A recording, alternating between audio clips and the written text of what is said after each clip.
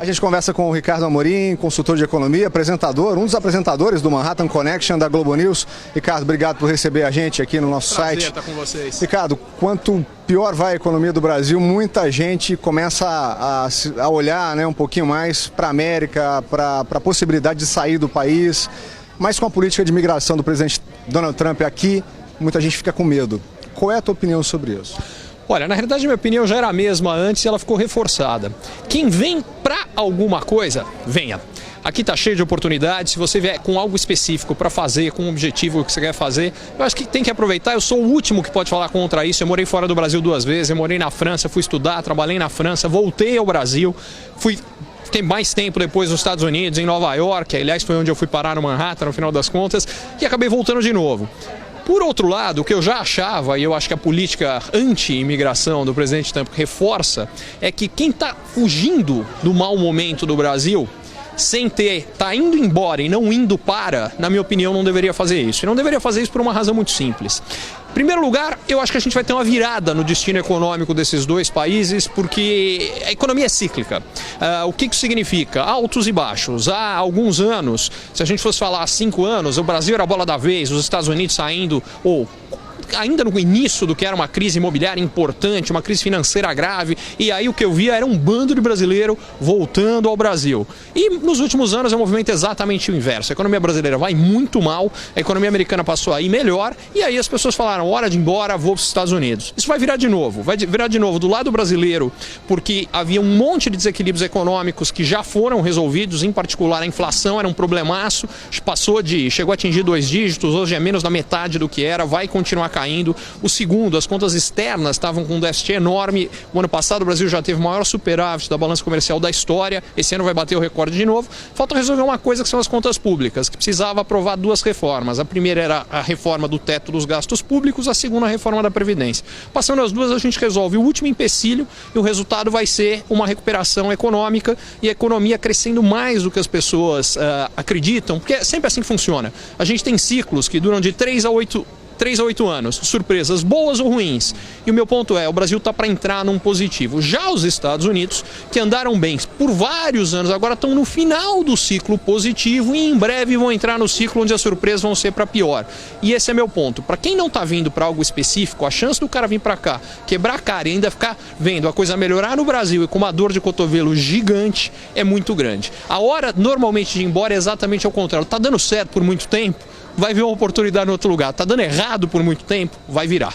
Muita gente se pergunta se os Estados Unidos realmente precisam de uma política de imigração. Se fala muito na importância dos imigrantes, no quanto eles contribuem, mas também se fala no custo que isso tem para o país. Sim. A gente precisa aqui nos Estados Unidos de uma política contra a imigração ou de controle disso? Olha, todo país tem que ter uma política de controle de imigração. Agora, a política do Trump faz sentido? A resposta é absolutamente não. Ela não faz sentido por várias razões. Uma das coisas que explica, antes de mais nada, nos últimos 15 anos, os países ricos todos, e mesmo considerando os últimos 5, os Estados Unidos foram melhores, os países ricos todos tiveram um desempenho econômico muito pior do que tinham antes, por uma série de razões. A mais importante delas é que está tendo um processo de envelhecimento da população, onde cada vez tem menos gente trabalhando para sustentar mais gente aposentada. Os Estados Unidos, entre os países ricos, foi o lugar onde esse problema foi menos grave. E a razão? Uma enorme capacidade de atração de imigração jovem que vai trabalhar e pagar conta da aposentadoria dos que estão aposentados. Por isso que a situação nos Estados Unidos foi muito melhor do que na Europa e muito melhor do que no Japão. Uma política contra a imigração vai exatamente fazer o contrário. O segundo ponto. Estão tentando defender trazer os empregos de volta aos Estados Unidos. A questão é muito simples. É trazer de volta de onde? Da China, trazer de volta do México. Só que o custo do trabalhador americano é muito mais alto do que o do trabalhador chinês e mexicano. O que significa que produzir o produto nos Estados Unidos fica mais caro. Se o produto ficar mais caro para ser produzido aqui, ele vai ser vendido mais caro. E os consumidores americanos vão sair perdendo. Em segundo lugar, isso vai fazer com que a inflação suba. E uma inflação mais alta exige taxa de juros mais altas. Não por acaso, desde a eleição do Trump, a taxa de juros do título do Tesouro Americano mais do que dobrou. Meu ponto com isso tudo é, a menos que haja algo que permita que a produção americana não suba de preço, e o que faz isso são exatamente os imigrantes, essa conta não vai fechar. Isso vai acabar numa crise econômica grave ali para frente. Até porque tem mais um detalhe. Os Estados Unidos estão jogando duro com os chineses, que são os principais financiadores da dívida americana. Em paralelo, como é que eles querem trazer os empregos de volta? Barateando os custos de produção, reduzindo impostos aqui. Menos imposto para as empresas, menos imposto para as pessoas físicas. Só que se você reduz imposto, a arrecadação de imposto cai. Em paralelo, o Trump fala que vai aumentar o gasto com infraestrutura, aliás, no que ele faz muito bem. Só que se o governo vai gastar mais e arrecadar menos, o déficit do governo americano vai aumentar. Aliás, um parêntese. Foi um dos fatores importantes que levou à crise brasileira. Isso parece as políticas econômicas do governo Dilma. Continuando. Se um déficit maior, ele precisa de mais financiamento. De onde vem o financiamento? De várias fontes. A mais importante, mais de 1 trilhão da China.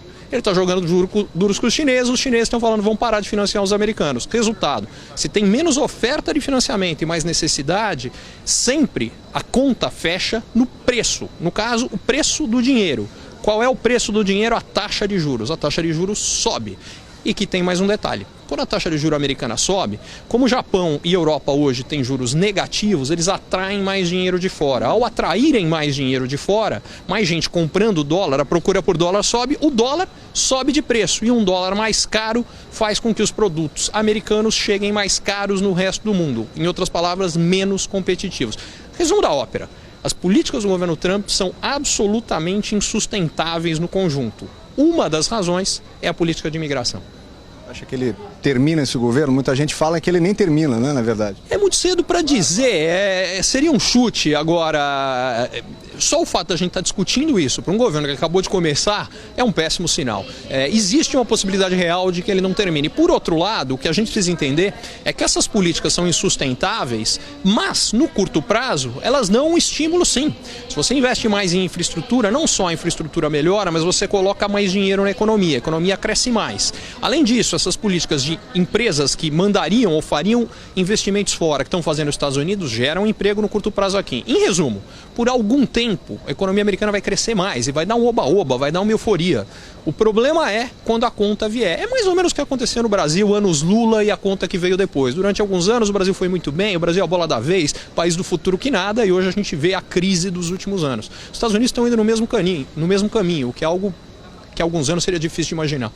Tem um termômetro aqui nos Estados Unidos que é a saída de americanos para o Canadá, ou seja, aquele sonho americano pode acontecer com mais facilidade no país vizinho aqui.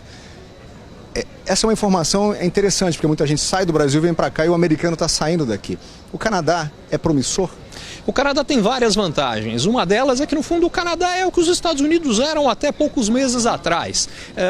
Tem algumas outras vantagens. Uma muito importante é que o Canadá é um país de território enorme, os Estados Unidos também, mas de população muito pequena no caso do Canadá. Os Estados Unidos têm uma população grande. O que isso significa? Quando você tem muito território, você tem muita área, em primeiro lugar, para plantar, que no caso canadense é limitado pelo clima, que não ajuda, mas em segundo lugar, para mineração, para busca de petróleo. Na prática, países com essa característica são grandes exportadores de matérias-primas. É o caso dos Estados Unidos, é o caso do Brasil, é o caso da Austrália, é o caso do Canadá, é o caso da Rússia, todos eles. Se você tem grande área, uma população que não é gigante, você se torna um país exportador de matérias-primas. Por que isso é importante? Porque um dos ciclos que parece estar começando é de uma nova alta dos preços das commodities, por duas razões. A economia chinesa, que andou mal nos últimos anos, parece ter dado uma melhorada, e tem uma segunda. O dólar se valorizou muito desde 2011 para cá, e hoje ele está bastante valorizado. A curto prazo, com juros americanos bem mais altos que nos outros países desenvolvidos, provavelmente ele vai se valorizar ainda mais, só que ele está perto do final desse movimento. Quando o movimento termina e inverte, o dólar começa a se enfraquecer. À medida que o dólar fica mais barato, os produtos que são cotados em dólares, que são todas as commodities internacionais, ficam mais baratas no resto do mundo. Vamos imaginar um produto que custe $1. Quando o dólar custa R$4, ele chega no Brasil a R$4. Quando o dólar custa 3, ele chega a 3. A R$3, mais gente quer comprar aquele produto. Quando a procura por um produto é maior, o preço dele sobe. Em resumo, países exportadores de matérias-primas provavelmente vão ter um novo ciclo favorável olhando para os próximos anos. Essa é uma das características canadenses. Então, na hora que você junta isso tudo, eu acho sim que as perspectivas do Canadá olhando para os próximos 5 anos são melhores do que nos Estados Unidos.